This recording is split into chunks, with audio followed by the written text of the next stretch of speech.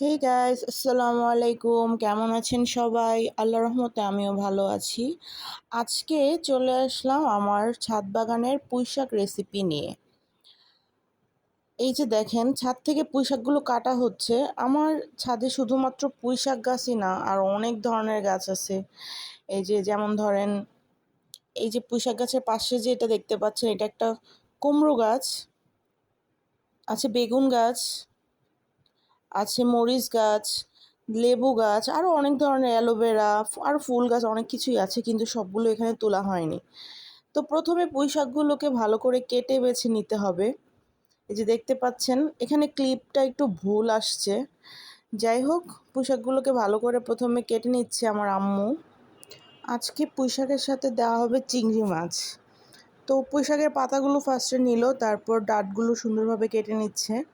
কাটা শেষ হয়ে গেলে ভালো করে ধুয়ে নিতে হবে, যেহেতু ছোট ছোট গাছ ছিল, মাটির সাথে লাগানো ছিল, এগুলো ভালো করে ধুয়ে নিতে হবে। তারপর ধোয়া শেষ হলে সবগুলো একটা ঝাঁকির মধ্যে উঠিয়ে নিতে হবে।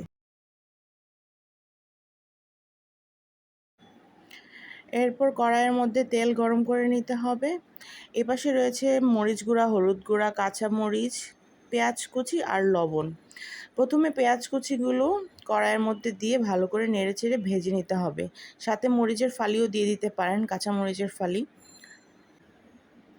তারপর মরিচগুলো ভাজা হয়ে আসলে এখানে দিবেন রসুন বাটা, একটু আদা বাটা আর একটু লবণ। তারপর একে একে হলুদের গুঁড়া, মরিচের গুঁড়া দিয়ে ভেজে নিতে হবে।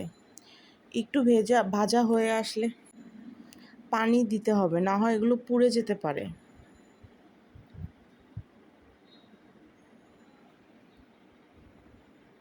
তারপর কেটে রাখা, ধুয়ে রাখা চিংড়ি মাছগুলো দিয়ে দিতে হবে।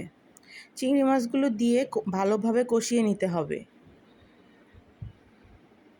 চিংড়ি মাছ কষানো হয়ে গেলে এর মধ্যে দিয়ে দিতে হবে পুঁই শাক।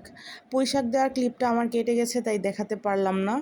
যাই হোক, তারপর অনেকক্ষণ পরে পুঁই শাকের এরকম দেখা যাবে যে পুঁই শাকগুলো সিদ্ধ হয়ে এসছে।